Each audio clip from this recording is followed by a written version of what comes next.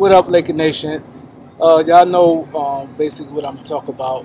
The elephant in the room right now. The Lakers just traded D'Angelo Russell, Mozgov for Lopez and a 27th pick. I'm gonna share my thoughts real quick. First, I knew that that contract was gonna come back and haunt us.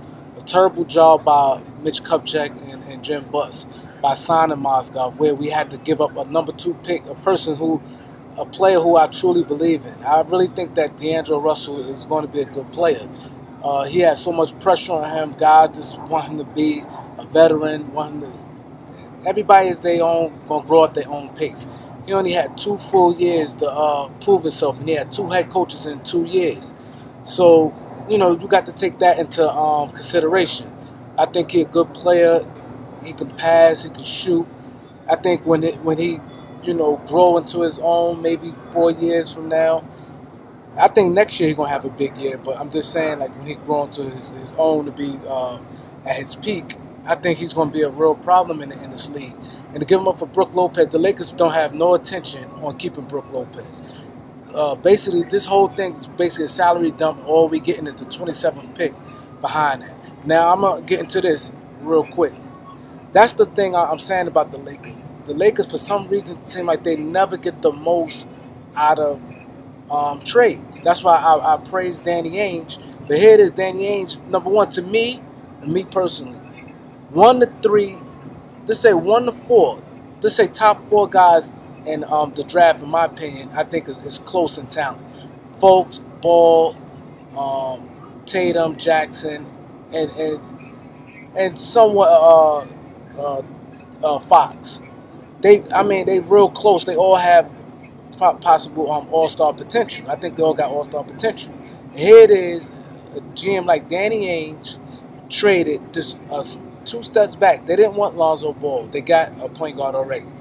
They really didn't need folks. So now they're gonna pretty much get Tatum or Jackson, a player who they need, and that's still a strong trade chip if they decide to do that. And also, like I said, and look who he traded with. He look the picks he got. He went 2 steps back, traded with the Lakers and the Kings pick. One of those picks they don't get. Now, let's say I say that to say this.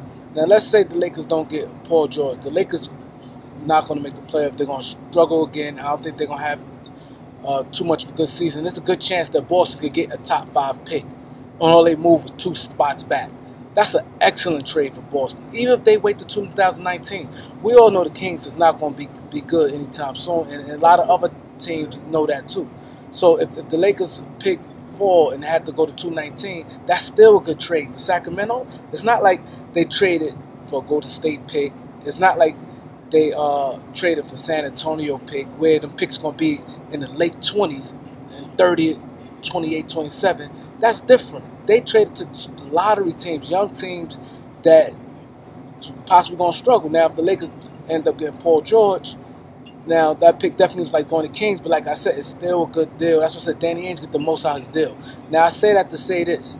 Now, Brooklyn had a couple picks. That the 27th. Why we get the worst one at that? Even though I don't like that trade, period. But why we didn't get their 22nd pick? Why wasn't Brooklyn not signing? I live in New York. Brooklyn was not re-signing Brook Lopez. They going young. Brook Lopez will be 30 in April next year. He'll be 30, and he's going to ask for a lot of money. Brooklyn wasn't going to sign. They was going to get the cap space. They wasn't going to sign him. So you can take that off the books. Okay, Mozgov. Brooklyn had to reach the floor. Mozgov is bad, but he ain't bad as Luol Deng. You know what I'm saying? And Brooklyn, out of some teams, they can afford to take a contract like Mozgov because no free agents going there. And to get a player like Russell, a former number 2 pick, and even if you reshape that draft, that same draft, what is he, the 4th pick? You may say, Towns first, Porzingis second, Booker third, and Russell 4th. He's still panning out. Like I said, I do not like that trade at all, for one thing, and I don't see where the Lakers did good at. Because Brook Lopez, the Lakers don't really have no intentions on re-signing Brook Lopez. Brook Lopez is a weak. He do not rebound. He do not defend the paint.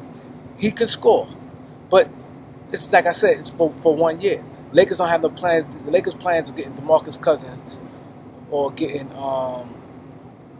picking up another max player. Brook Lopez will not be in the Lakers' plans next year. So it's basically the Lakers did something they said they was going to do and pick up the 27th pick. I respect them more either if they'd got both of them, the 22nd and the 27th, or it would have been Brook Lopez and the 22nd pick. Like it seemed like they just, I don't know, it's starting to scare me. It's starting to scare me. And I think that they had to. Now they had to get Paul George right now. Because this, imagine this Laker Nation. Just imagine if this happened. Let's say Paul George get traded to another team. Because now, I don't know what's going to happen. Unless, oh man. Just say Paul George get traded to another team. Now they're going to have his 5th year. And let's say he like it. Right? So now we back to square one cap space. Now we got the whole, now we convinced the team that Brook Lopez, all these guys off the bench, we're going to have cap space once again. But we have to think like this: who all do we want? Now, what if we don't get the players we want? It's only I looked at the free agent list. It's only a few players that I really like and will move the needle. Now, let's say New Orleans went off Cousins that 5th year, and saying he wants to play. Saying if him and Davis have a big year this year, he resigned with them. And that LeBron thing, and I want to tell you about LeBron thing. I meant to say this in my post yesterday. LeBron really don't want to go to another team. He just wanted to put the pressure on Cleveland so they could remain good. Now with this David Griffin stuff, I'm not sure about that, what's going on. But he really don't want to be moving around, because if he moved to another team, he really gonna hurt his legacy as far as like him team hopping and chasing rings. He doing that mostly to try to stay on Cleveland back about competing. But I say that to say this.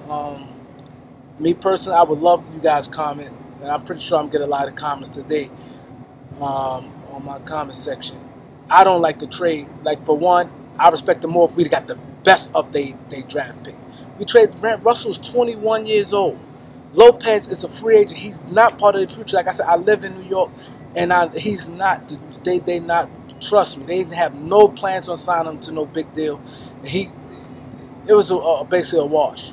And the 27th pick at the end of the draft like that, they keep saying it's draft deep, but not no D'Angelo Russell deep. And it's like he get disrespected. And people have to look at the whole parameter of things.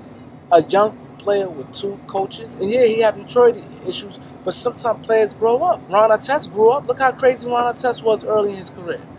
I could name a bunch of players. Like, you know what I'm saying? I think the Lakers gave up on him a little too early, and just for cap relief, because that's all this deal was about. They claim getting rid of Marcel contract. Like I said, that contract, I said it from the time we signed them, and people was getting on my case saying that I'm being negative and I should trust Mitch. I said that contract is going to haunt us. I said that 10 minutes after that signing, I did a blog and said that shit going to come back and haunt us, and it did. Because now we had to give up Russell because Magic them desperate about this cap space. They got to get Paul George right now. So I don't know, maybe that 27th pick maybe going to be 20 Clarkson, Nance, 27 for 28. Because in my understanding, the agent did not want he wanted his client to be with the Lakers, Russell or Randall. So that's why I thought Randall was going to go out and Russell was going to stay. So maybe it's Clarkson, Nance, 27 and 28 to Indiana. I don't know. But they had to do it now. Now, my thing is, just don't put the second pick and Ingram in that deal, and maybe we save and maybe one of them. I don't know. Right now, my head is spinning. But you got to get Paul George now. Now, because you can't chance it. Because now, if you do this and you don't end up getting him in the summertime, it's bad. It's bad. Because like I said, you don't really want Brook Lopez. Really don't even fit this era NBA. He's a back to the basket player. Yeah, he could make a jumper, but at the end of the day, like I say, he don't protect the rim. He don't rebound. Only good thing, he have Randall next to him, but like I said, it's not good. Please leave your comment. I know y'all hear my voice. I normally don't talk this fast. I normally, peace.